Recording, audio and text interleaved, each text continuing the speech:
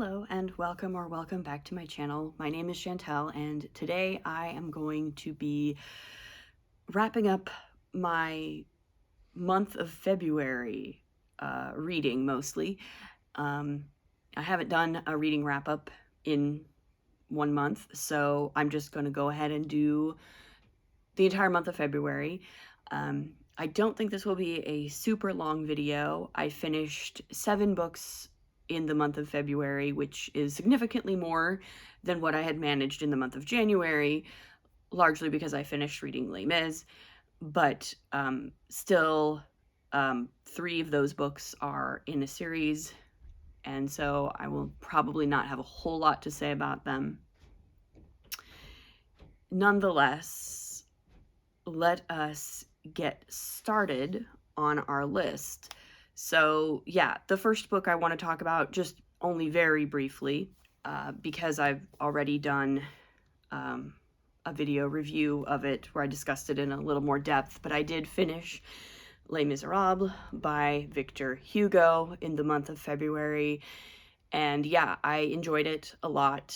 I will probably link my review of it somewhere because I don't really want to belabor the point too much. Unlike Victor Hugo, who has no problem belaboring many points, but I did enjoy my time with Les Mis, and I would generally recommend it if you're interested in it.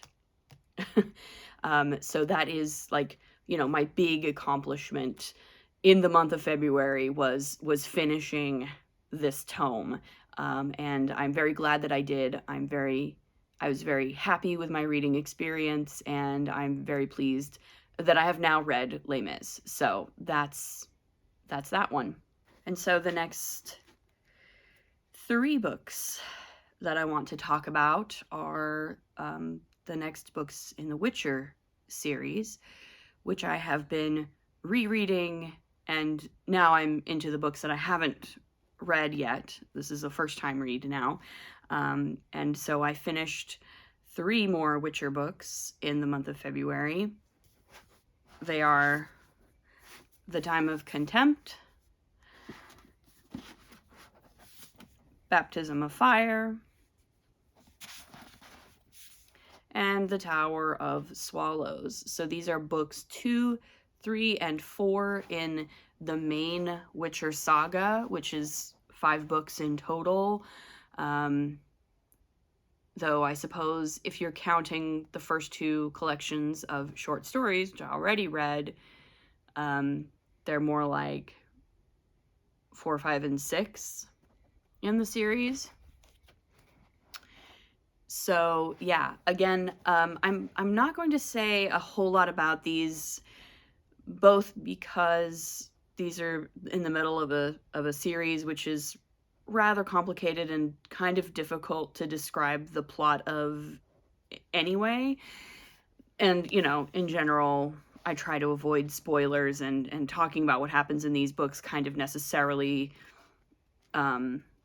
assumes that you know what happens in the earlier books. So I'm not going to say too much about them, except to say that, again, I'm enjoying them greatly, and I will most likely be finished with the series completely by the end of March. I'm planning to read, I'm currently reading Lady of the Lake, which is the final book in the main saga, and then we have 2 prequels left to read, and I'm gonna just dive right into them and finish up all of the books in the Witcher series.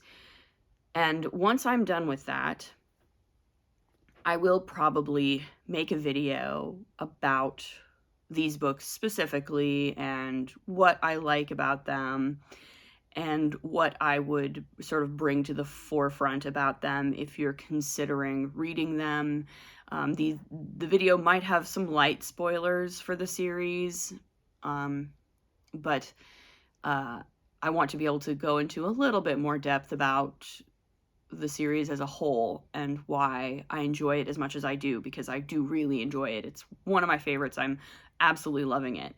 So yeah, that's probably in my plans for either again, it depends on when I get finished with all the books, right? It might be later March or it might be early April, but that is my plan with these. So yeah, that's the next 3 books that I finished this month, is the next 3 in the Witcher series. So these are great books. Again, if you just want, just my general thoughts, I love them. They're great. And I think that they're very much worth your time. Then I finished also An Introduction to Fantasy by Matthew Sangster. This is a nonfiction work talking about fantasy as a genre and discussing primarily the approach here that Sangster is taking is a sort of descriptive one. His focus is on sort of what fantasy does. It's about so rather than saying I'm going to trace like chronologically like the history of the fantasy genre, he's pulling from all sorts of fantasy titles, old and new. He pulls from literature, he pulls from film and television, he pulls from anime, he pulls from video games, and he's describing the different modes, I would say. This is a sort of modal kind of book. He's describing the various modes in which fantasy is operating. And it's a really interesting read. I enjoyed it a lot. So yeah, he talks about, the way that fantasy iterates, the way that it shapes language, the way that it interacts with sort of Enlightenment ideals, the way that it sort of interacts with audiences, and the way that audiences interact with fantasy in various ways. So there's a different sort of angles that he comes at. But it's a very good book, and it has led me to some other titles that I might be interested in connection with my sort of history of fantasy genre exploration, reading lists, etc., etc. So I did enjoy this book quite a bit, and I'm very glad that I read it. Then I finally started The Rainwild's Chronicles by Robin Hobb. So I read Dragon Keeper, which is the first in this quadrilogy, and I enjoyed it quite a bit, actually. I really like what she's doing here so far. Thematically, really, is what I'm really interested in. The world building is, of course, great. The characters are all very well written and, well done, and it's engaging as a story, as a work of fiction. But thematically, I think what she's doing here is especially interesting, because she's always had a strong thread in the Realm of the Elderlings series about, the misfits of society, right? The outsiders, and how they deal with their lot and how society deals with its misfits, right? And in this book, that becomes the primary focus, right? All of the main characters in this book are in some way outsiders and outcasts, right? Even the dragons are misfits. They're not, quote unquote, correct dragons. They're disabled. They're quite literally physically disabled, all of them, in one way or another. And that brings up a lot of really interesting questions about what does society owe its most vulnerable population, right? Do we strive as a society, right? Like, as a society, what should our priority be? Should our priority be to strive to care for the people in our midst who are in need of assistance in order to survive? Or do we take a more sort of, coldly logical assessment and say, well, this is about survival, and if you're too weak to survive, then you shouldn't survive and we need to weed you out anyway, right? And that's reflected with the dragon characters, and that's also reflected with many of our human characters, or our Rainwilder characters, particularly Thymara, who is a girl who, again, the Rainwilders believe that she should have been exposed when she was born, because she was born, quote unquote, deformed again, right? But her father chose not to do that. And she has lived a very shadowy kind of existence because of it. There are many people in her society who simply will not acknowledge her existence because it so offends them that she exists. And they consider her to be an unnecessary burden on society. And even our other main character, Alice, kind of feels that way to some extent, right? She doesn't know what her place is. She's in a loveless marriage.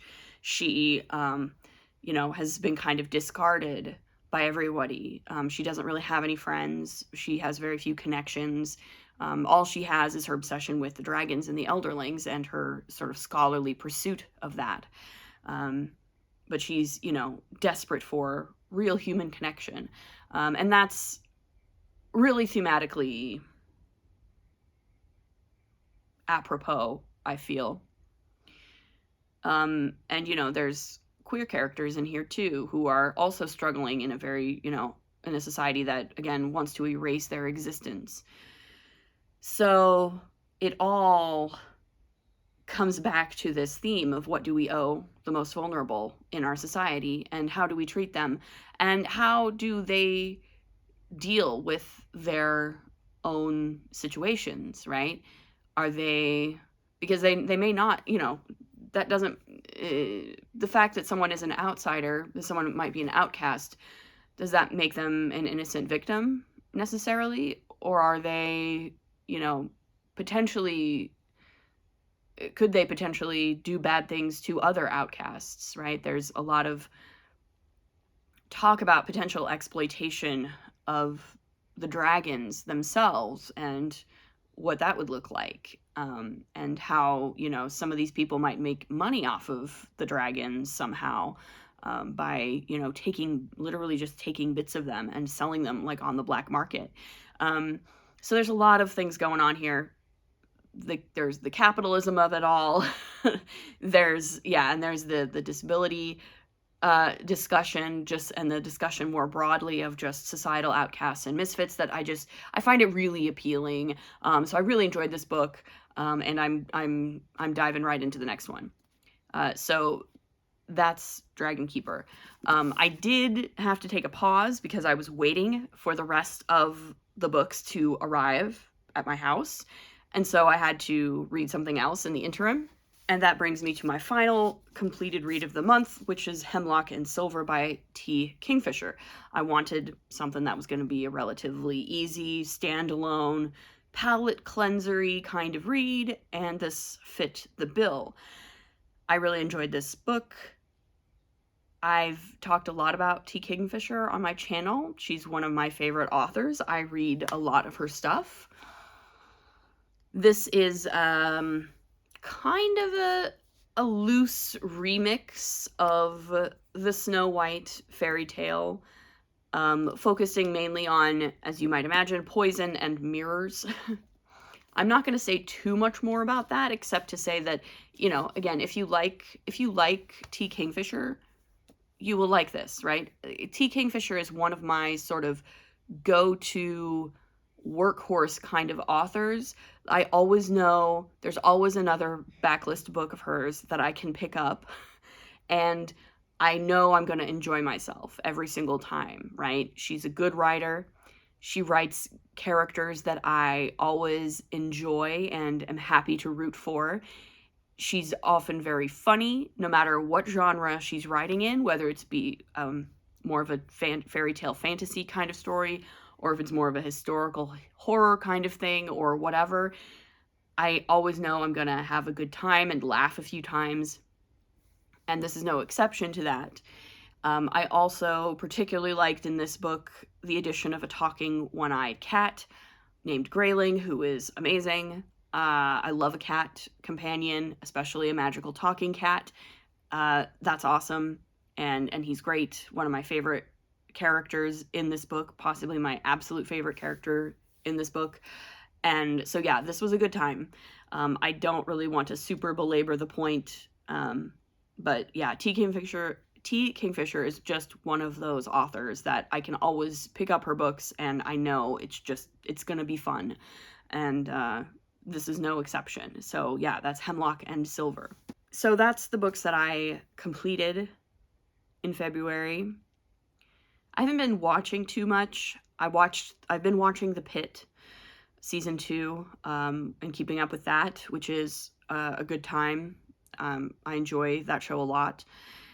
And I've also been watching A Knight of the Seven Kingdoms, which is also quite good. I've enjoyed seeing that story in particular brought to life on screen in a pretty faithful way, honestly. If you're a fan of the Dunk and Egg novellas, then I would say that A Knight of the Seven Kingdoms is something that you will probably enjoy. I think they did a good job with it. I enjoyed it a lot. So that's all I've really watched. What I have on deck, or what I have going right now. So yeah, I've started reading The Lady of the Lake. This is the final book in the main Witcher saga. It's also the longest, so it's a nice little chunk of a book, actually, and I'm enjoying it thoroughly. If it keeps continuing on as good as it is, this is easily going to be a 5-star read for me. This is the first time I've read it. I haven't actually read this one before. It's the conclusion of the saga. I know more or less how it ends, so I've been spoiled, I guess. I've talked at length in some of my videos about how I don't really care too much about spoilers. I think knowing what happens in a story is less important than how it's executed, and you only get that experience by actually reading the book. But yeah, I really enjoy Sapkowski's prose. I really enjoy the characters. I'm having a good time. And so that's this. And I have received and started Dragonhaven, the next book in the Rainwilds Chronicles. So I'm probably just going to, I have the rest of the series now. I have all 4 of them in my hands. So I will probably just continue reading these. I'll probably just binge them, unless I decide I need a break. But right now, these are slightly shorter than like the other books in the Realm of the Elderling series. So they're going by pretty fast, and I imagine I'll just want to kind of fly through them anyway. So I'm in kind of a bingey mood right now, honestly. I'm just in that kind of mood. I've been binging the Witcher books just straight through, and I've been having a blast doing that. And so I'm just like, yeah, I want to do that with this too. I feel like I'm just in that kind of mood where I just want to pick up something and just binge some series as far as I can.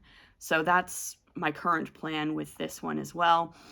Once I've finished the Rainwild Chronicles, I may take a little bit of a break before I start the Fitz and the Fool trilogy. We'll see how I feel, but this is a current read now. And I've started another nonfiction read as well. I've started reading The First Ghosts by Irving Finkel. This is a book about ghost beliefs in ancient Mesopotamia, ancient Assyria. The Sumerians, Babylonians, and Assyrians all had beliefs about ghosts and the dead. And this is an interesting look at that. Irving Finkel is a world expert in cuneiform tablets, and so he does his own translations of these tablets and explicates them. It's very interesting so far. I've only just started. I'm only maybe 40 pages or so in, but it's very interesting so far. I quite enjoy it. It's fun. This is just a fun sort of a fun and interesting, thematically appropriate historathon read for me. So I've started this one as well. So that is my February wrap-up. What have you been reading in February? What was your favorite read of the month? What are you planning for March? I can't believe we're already basically to March. I'm filming this on February 28th, so tomorrow is March already. That's crazy. What are you doing for March? Do you have any big plans? Do you have any mammoths you're trying to read in March? I've already read a mammoth, so I'm not too worried about March of the Mammoths, but if you're planning a mammoth for March, let me know, or a middle grade for March, or whatever. Yeah, and leave a comment below if you want, like this video if you like it, subscribe if you want to see more, and we'll see you in the next one.